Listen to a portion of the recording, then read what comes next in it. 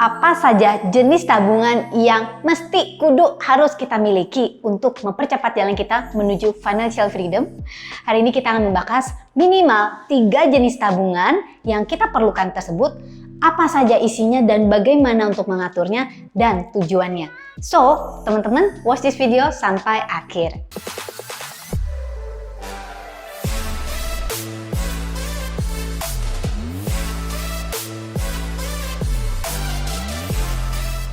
What's up everyone, welcome back to Teta Megi TV channel. Saya dengan Clara Angeline. Di channel ini, apa saja sih yang kita bahas? Kita bahas 1 tentang money management, seperti yang akan kita dengarkan sekarang ini. 2 tentang money mindset.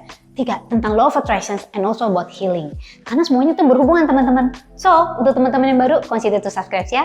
Thank you. Di video-video sebelumnya, saya banyak membahas tentang financial freedom. Bahkan kita juga di komunitas kita, which is gratis, kita pernah mengadakan webinar tentang financial freedom ini dan saya menjelaskan banyak sekali ya. Teman-teman bisa ketemu linknya di bawah ini. Mau join komunitasnya juga ada di sini juga ya, di link di deskripsi di bawah. Nah, hari ini saya mau ngomongin nih teman-teman, 3 jenis tabungan ini apa aja sih yang dibutuhin. Nah, yang pertama, saya sering banget ngomongin tentang emergency fund. Emergency fund atau dana darurat. Kenapa sih kita butuh emergency fund atau dana darurat? Tujuannya adalah untuk membantu kita ya, sehingga kita nggak mengobrak-abrik tabungan-tabungan yang lain ketika kita nggak pernah tahu gitu ya, ketika hidup tiba-tiba berputar balik sama kita. Tidak ada sesuatu pun yang permanen ya, putar baliknya juga kita harapkan hanya sementara. Nah, jadi emergency fund ini sifatnya adalah untuk membantu kita benar-benar hanya di saat-saat darurat. Nah, untuk video tentang emergency fund, teman-teman bisa cek di sini. Jadi itu tujuannya emergency fund 1. Yang kedua, berapa banyak sih yang kita harus sisihin untuk emergency fund? Biasanya kita harus sisihkannya itu untuk saya minimal 10% dari penghasilan kita.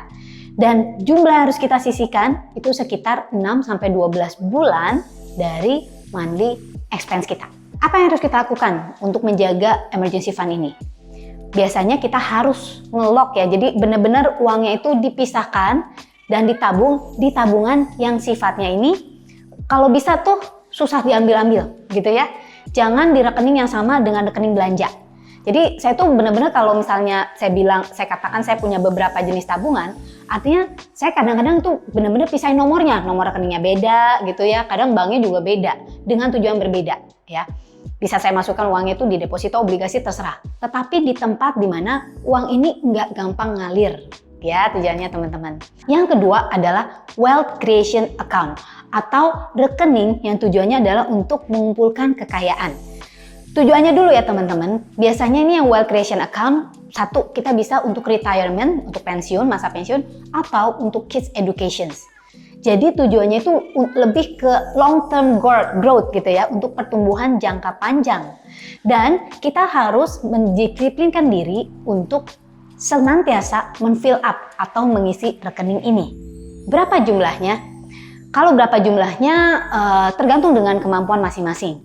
Saya selalu mengatakan, buat saya mungkin 10%, 5 atau 10%. Tetapi jangan terpaku terhadap angka itu. Yang penting adalah habit atau kebiasaannya yang harus kita mulai dari sekarang. Kalau misalnya wealth atau creation account ini rekening untuk kekayaan ya, untuk jangka panjang, artinya apa teman-teman? Dia harus lebih dijaga daripada emergency fund. Alias kalau misalnya ada apa-apa gitu ya, rekening ini tetap sama sekali tidak boleh diganggu-gugat gitu ya teman-teman ya. Nggak boleh diambil, nggak boleh diganggu-gugat. Kadang-kadang kita tergoda, wah terlibat hutang nih, gue mesti ngambil. Atau misalnya benar-benar lagi kehilangan pekerjaan.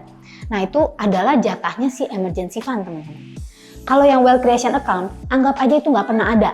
Jadi kamu bisa tuliskan itu di daftar aset atau daftar kekayaan, tetapi angka itu adalah angka yang tidak pernah boleh kamu apa-apakan.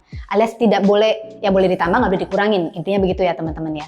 Dan memang untuk tujuan ini kita perlu disiplin diri yang tinggi untuk menjaga mata kita supaya ini loh, ini benar-benar rekening yang di dalam hati, di dalam otak, dalam pikiran gitu ya. Nggak boleh gue apa-apain apapun yang terjadi. Karena teman-teman, kalau kita mencukupkan diri dengan yang emergency fund atau dengan tabungan kita yang lainnya, ya, kita jangan anggap yang ini. Toh kita pasti akhirnya akan bisa survive dengan jumlah itu kok. Jenis tabungan yang ketiga, ini optional, tetapi saya sangat menyarankan untuk ada. Namanya saya namakan opportunity account atau rekening opportunity. Tujuannya untuk apa dulu teman-teman? Tujuan kita menabung untuk rekening ini adalah kalau pada saat kita menemukan opportunity atau kesempatan-kesempatan untuk mengembangkan aset kita, tetapi agresif gitu ya, secara agresif, kita bisa pakai uang ini aja, hanya uang ini.